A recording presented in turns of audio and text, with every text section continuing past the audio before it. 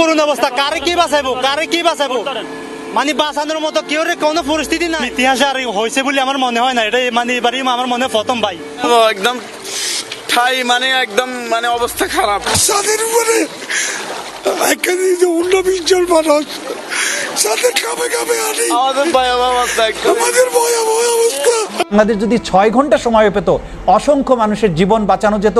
এই বিষয়ে আমরা সরকারকে বলবো ভারতের বিরুদ্ধে একটা শক্ত পদক্ষেপ গ্রহণ করা উচিত বাংলাদেশ সরকারের।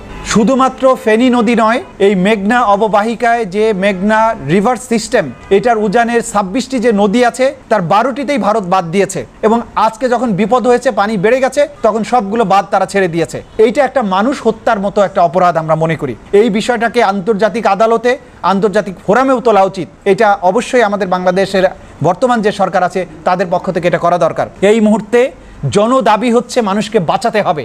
এই যে সিস্টেমগুলো নদীগুলোকে ধ্বংস করেছে ভারত, এটার ব্যাপারেও ভারতের সাথে বোঝাপড়ার সময় এসেছে যে আমাদের নদীগুলোকে হত্যা করবে তারা এবং বিপদের সময় এই মরা নদীতে তারা পানি ছেড়ে দিয়ে আমাদেরকে বিপন্ন করবে। রিভার কমিশন আছে, ভারতের সাথে নদী নিয়ে আমাদের বোঝাপড়া অবিলম্বে ক্লিয়ার হওয়া দরকার। যে আগের যে সরকারগুলো ছিল, বিশেষ করে আওয়ামী লীগ সরকার, তাদেরকে কোনো রকমের এই বাংলাদেশের পানির অধিকার, নদীর অধিকার আদায়ের জন্য কোনো ব্যবস্থা তারা গ্রহণ করেনি এবং আমরা মনে করি এটা বন্ধুসুলভ আচরণ তারা করেননি। বন্ধু তো দূরের কথা, একটা মানবিক আচরণ যে রাষ্ট্রের কাছ থেকে পাওয়া উচিত ছিল যে আপনারা জেনে বুঝে এই বাঁধটার পানি যে ছেড়ে দিচ্ছেন, মানুষ যে জীবন যাবে তাদের তো আত্মরক্ষার পর্যন্ত একটা সামান্য সুযোগ আপনারা দিতে পারতেন, নোটিশ দিতে পারতেন, বলতে পারতেন বাংলাদেশ গভর্নমেন্টকে যে আপনাদের কিন্তু আমাদের নিয়ন্ত্রণের বাইরে চলে যাচ্ছে, আপনাদের জনগণকে আপনারা নিরাপদ স্থানে নিয়ে যাওয়ার ব্যবস্থা করেন, আমরা কিন্তু বাঁধ ছেড়ে দিব।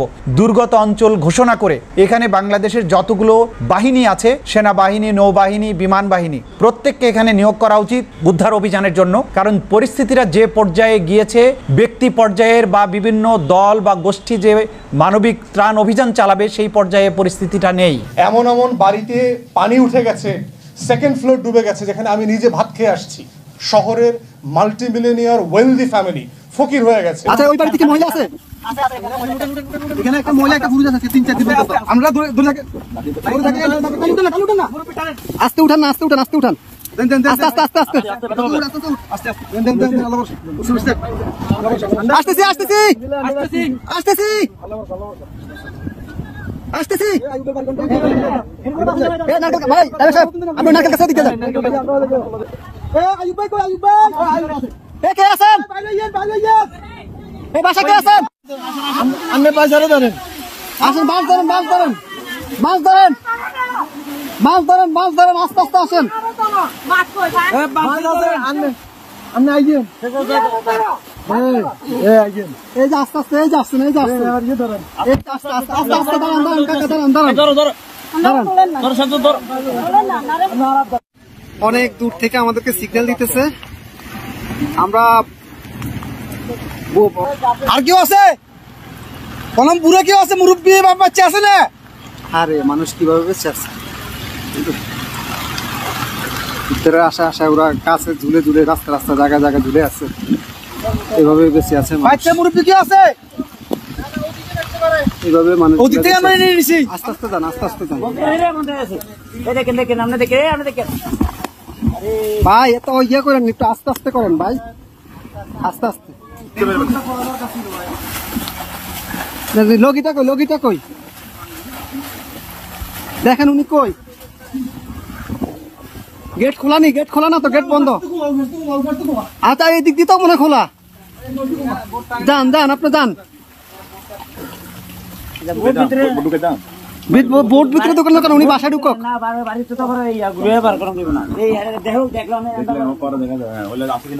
ভাই আপনি গেটে দিয়ে ঢুকেন, গেটে দিয়ে ঢুকেন ভাই।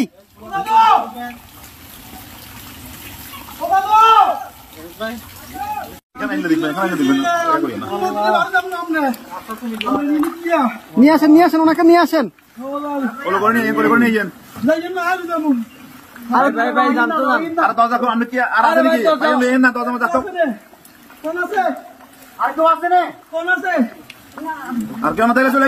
আসেন না ভাই, আসেন আসেন আসেন।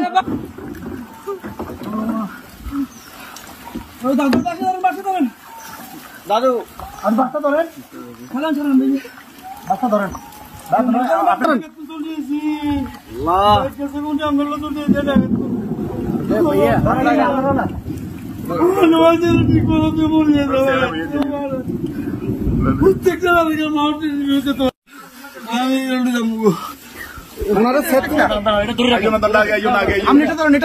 আস্তে আস্তে আস্তে আস্তে আস্তে আস্তে আস্তে আস্তে আস্তে আস্তে আস্তে কয়জন কয়জন আপনাদের কয়জন? দাঁড়ান দাঁড়ান দাঁড়ান আপনাদের কয়জন কয়জন? এই সাথে এদিকে আসো, সাথে এদিকে আসো। আপনারা কয়জন যাবেন? কয়জন যাবেন? সবাই চলে যাবেন? এই বাড়ি কার? বাড়ি কার? এই বাড়ি কার?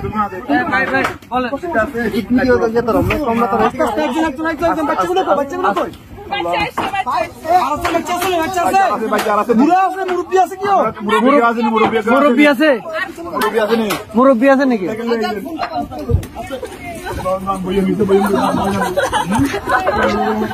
আস্তে আস্তে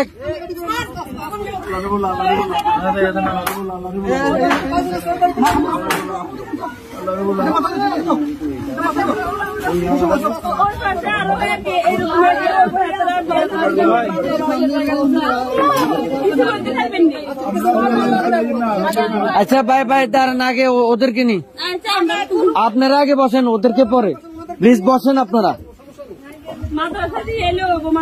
হ্যাঁ আমরা মাদ্রাসা দিয়ে আসবো, সমস্যা। আর কি আছে? এই আস্তে আস্তে আপু,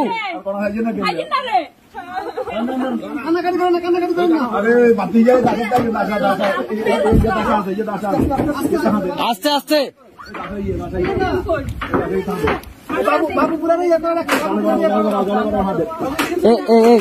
ভাইজান ভাইজান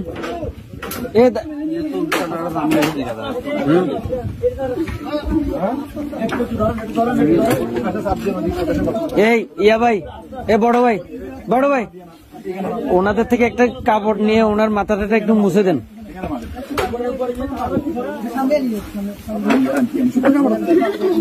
একটু দেন না, কাপড়, শুকনা কাপড়।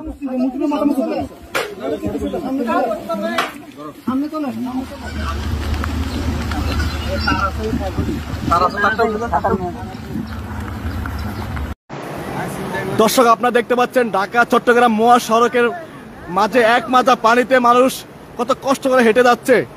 আসলে এই নোয়াখালী ফেনীর মানুষ বাঁচতে চাচ্ছে, নোয়াখালী মানুষ পানি মুক্ত বাংলাদেশ চাচ্ছে। আপনারা দেখতে পাচ্ছেন কি পরিমাণ পানিতে তারা এক পরিশ্রম এবং কষ্ট করে যাচ্ছে। আপনারা দেখতে পাচ্ছেন আমরা সরাসরি যুক্ত আছি ঢাকা চট্টগ্রাম মহাসড়ক থেকে। আসলে আমি সকালতম এখানে আছি, আপনারা দেখতে পাচ্ছেন এক মাজা পানিতে তারা কিভাবে কষ্ট করে যাচ্ছে। আসলে এই পানি বন্ধ হচ্ছে না কেন? এখনো পানি বন্ধ হচ্ছে না কেন?